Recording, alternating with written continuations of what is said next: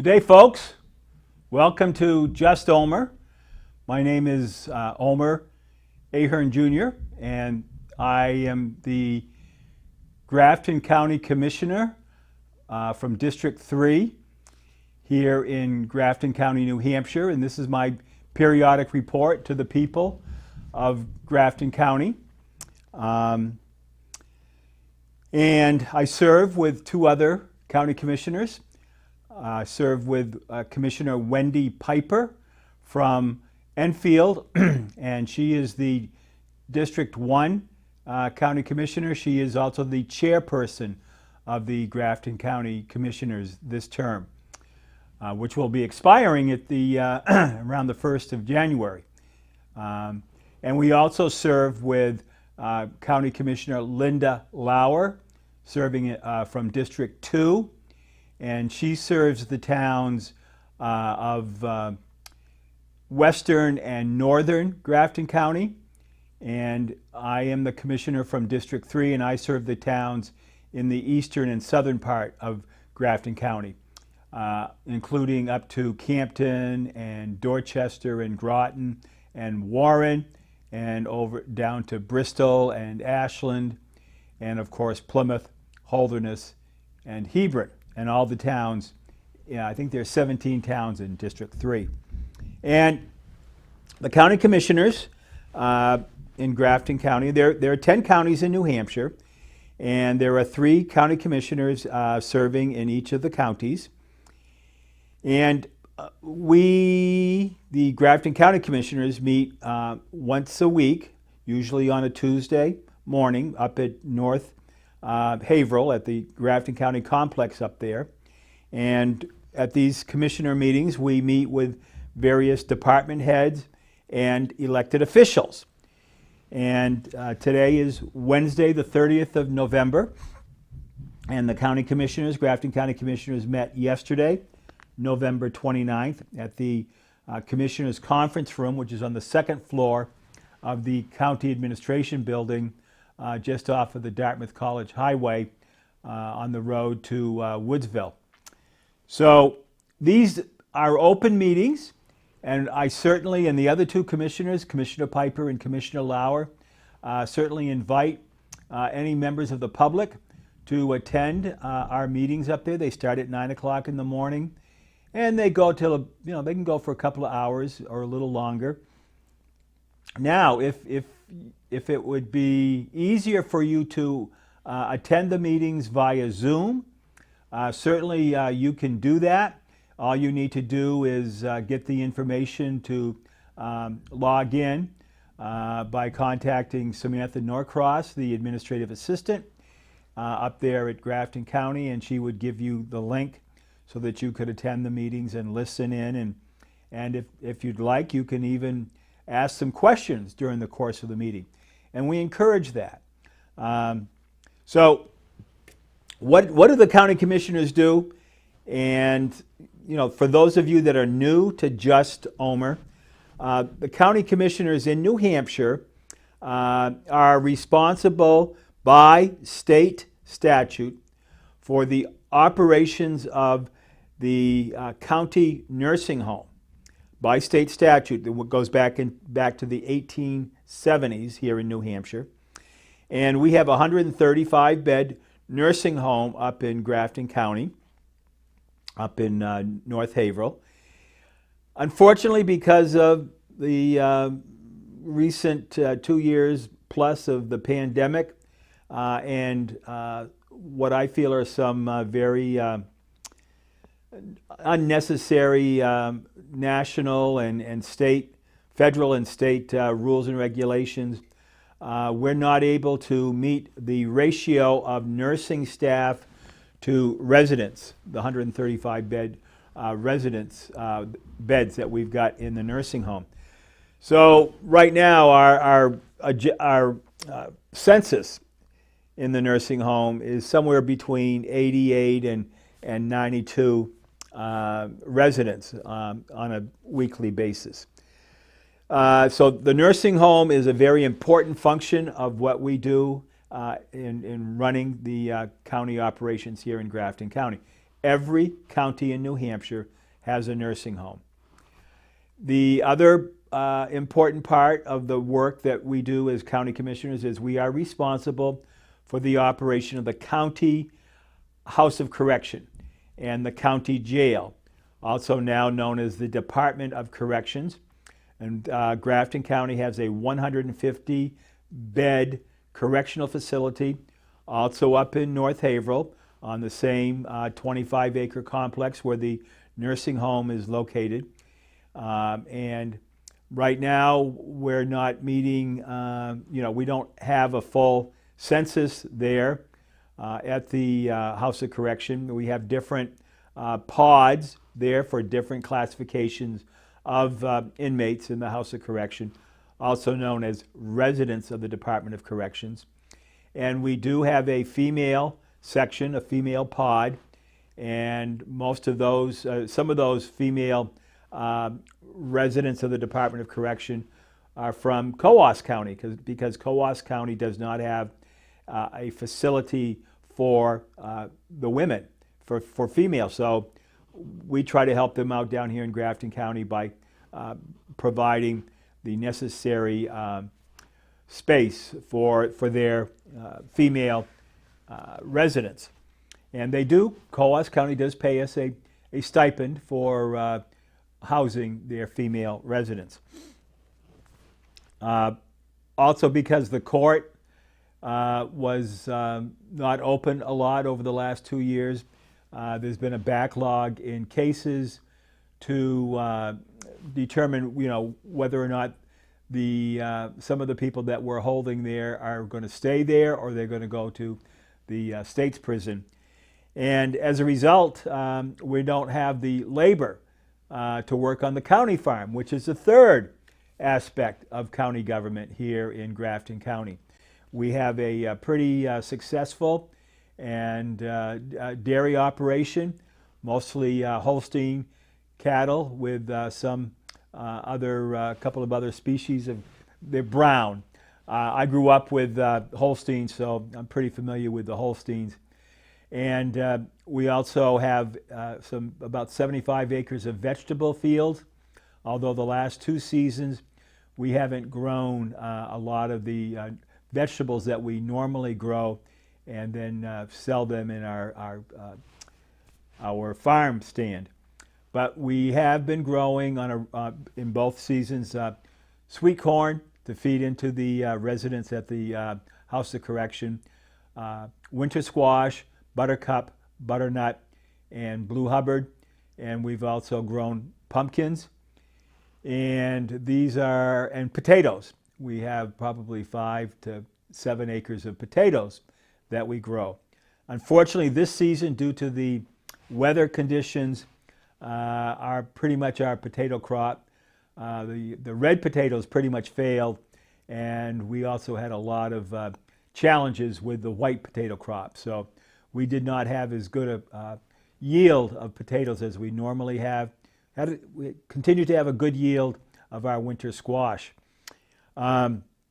So some of those vegetables are fed into the House of Correction, but not as much as I would like to see.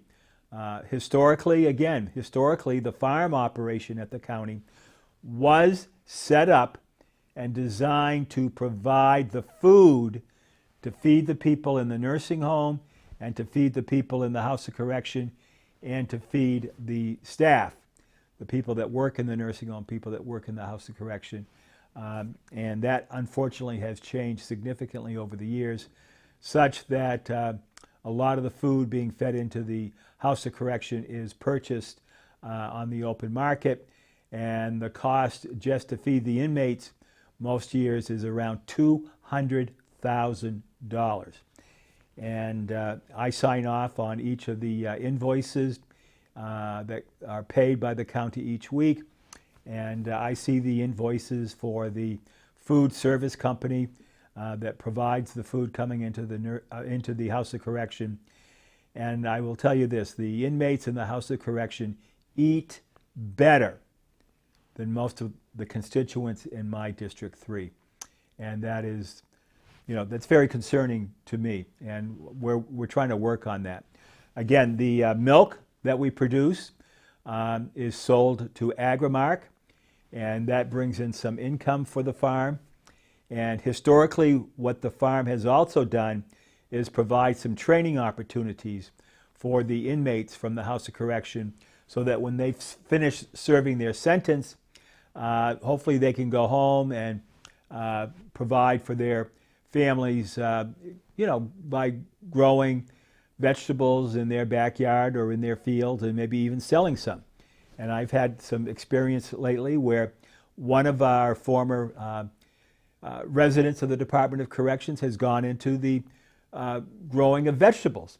And this young man, got to meet him over the summer at one of the local farm markets, and he was selling vegetables.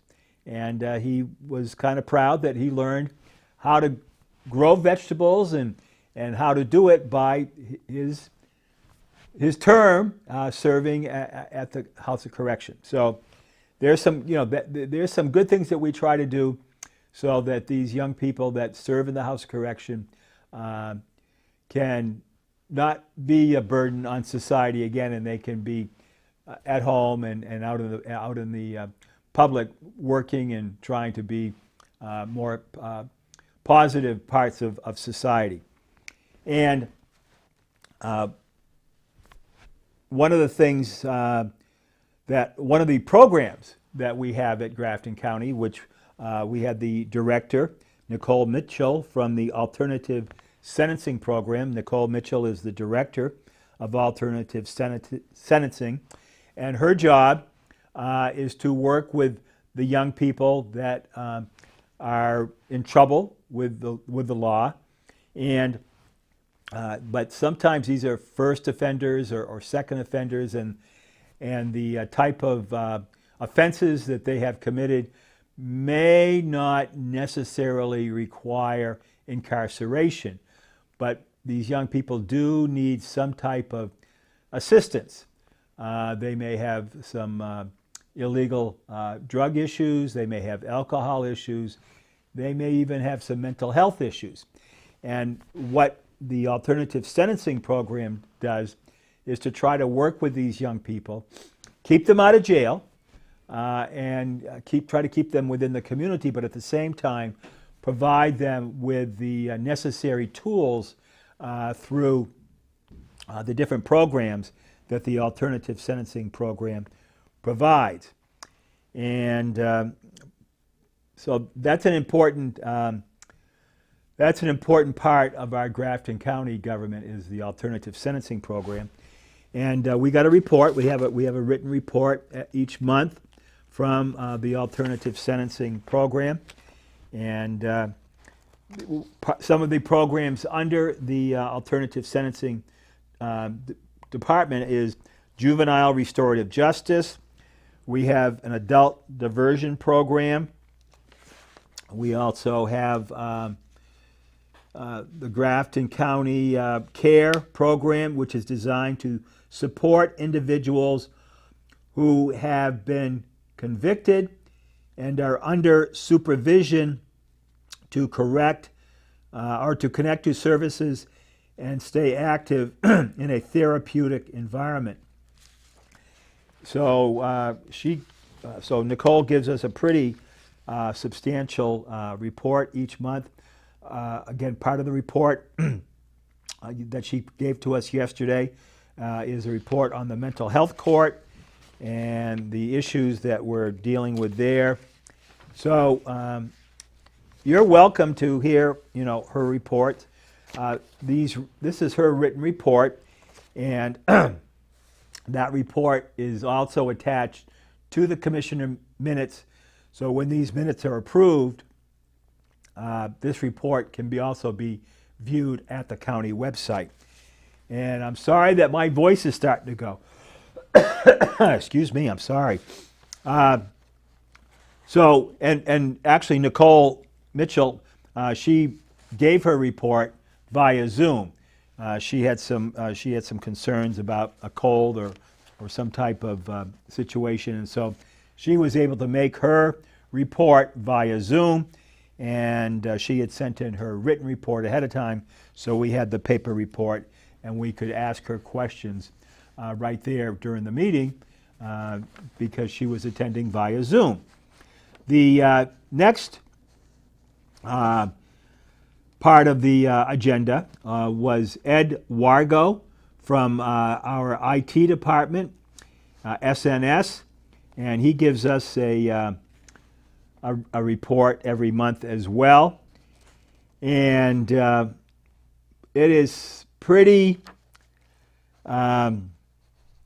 incredible, the things that the IT department at Grafton County has to deal with. There are some infrastructure upgrades with regard to cybersecurity, and so the cybersecurity upgrades at the Department of Corrections has been completed.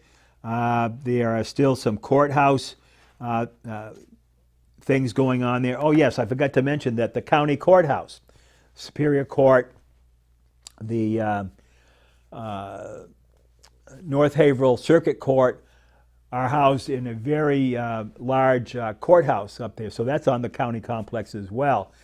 And the state of New Hampshire pays Grafton County rent on a yearly basis to use the county courthouse for trials and other things, civil trials as well as criminal trials. So, but the county has obligations to maintain that building. And the courthouse is in need of some pretty significant repairs, and one of the things that the commissioners are looking at in consultation with the delegation is whether or not we need to build a new courthouse, or do we renovate the courthouse that's there now that was built in the 1970s. The alternative sentencing program, which was also discussed here with the updates from the IT department. They have their own little building. It used to be called the commissioner's office building back in the in the 30s and 40s, and so there's some IT updates, cybersecurity updates going on in their office building, and of course the nursing home and the administration building. There are some issues there, especially with regard to some of the wireless accessory points. One of the statistics that was quite mind-boggling when Ed talked with us yesterday morning is the number of attempted hackings up there at Grafton County. And he mentioned the top attacking countries: China, Russia, Iran, Zimbabwe, and Belarus.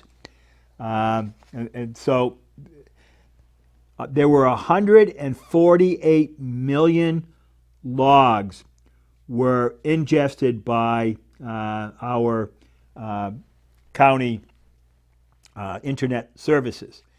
And of those, there were 2 incidents were seen as interesting from the point of view of the information technology folks. So there's a lot of cybersecurity there. So 147,998 of those incidents were obviated by the security program that is in place there, and we really appreciate the hard work that the information technology people provide. So they watch these things 24 hours a day, 7 days a week, and they do a great job. One of the things that we're also very fortunate to have at Grafton County is the quality of our employees there. I've talked about the nursing staff, the housekeeping staff, the dietary staff with regard to the COVID-19 issues over the last 2 years. Certainly, we have been blessed to have some outstanding employees there who have really served the residents there in the nursing home. And in the House of Correction, we have some outstanding corrections officers there as well. And we're very fortunate and very blessed to have these men and women serving in the Department of Corrections. And of course, we've got other employees there, very important employees in our maintenance department. They do a lot of excellent work. So we're very fortunate to have some outstanding employees, and we're very fortunate to have them. And I just can't thank them enough and show my appreciation for their hard work there. And the other two commissioners agree as well. So that's one of the big issues that we have to deal with on a minute by minute basis these days. And Ed also attended the meeting via Zoom as well. The next person on the agenda was Jim Oakes, the maintenance superintendent, and he presented a request to purchase a new piece of equipment. Well, it's not a purchase of a new piece of equipment, to continue with developing a water well system for Grafton County. And we've put in a test well that has been delivering.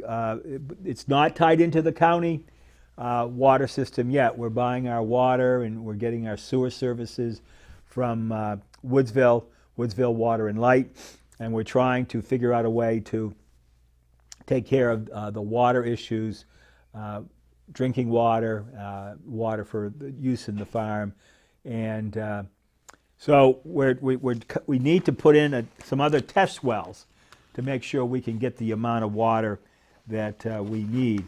And so the commissioners approved a request by the maintenance department to put in another test well, and this would be a second test well, and this would be about an $11,000, almost a $12,000 cost for this test well up there on just on the edge of our forestry land up there. Then after that, we had a presentation from North Country Procurement. Bob Birdie from Rumney is the president of North Country Procurement, and North Country Procurement is where Grafton County gets the wood chips in order to fire up our heating plant. Back in, I think, 2011, the county put in a wood chip heating plant originally designed to heat the courthouse and the administration building and the nursing home. And it was not designed to heat or provide the heat for the new House of Correction that was being built at the time. And I think on hindsight, I think we wish that we had built the wood chip plant, heating plant, to have also provided for the House of Correction. Because Mr. Birdie wanted to bring us up to date on some of the challenges that North Country Procurement is experiencing right now in finding the wood chips that we need in order to fire up our wood chip plant. So there was quite a discussion with that. There's just a whole panoply of issues that the commissioners have to deal with on a weekly basis.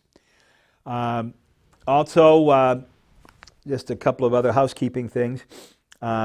Commissioner Linda Lauer did not run for re-election, and so we will be having a new county commissioner serving the people of, well, actually, we serve all the people of the county, but she was elected from District 2, which are the western and northern towns in Grafton County. And that's Commissioner-elect Martha McLeod from up in Littleton. Commissioner-elect McLeod has served three terms as a state representative, as has Commissioner Piper. And I have also served as a state representative from here in Grafton County, and I also served as a state rep from Belknap County when I was living down in Sanbornton. So another couple of, the commissioners yesterday signed off on all of the check registers, that the county is paying out every week for all of the things that the county has to buy: food, fuel, electricity, the paychecks for our employees, and all of these things. So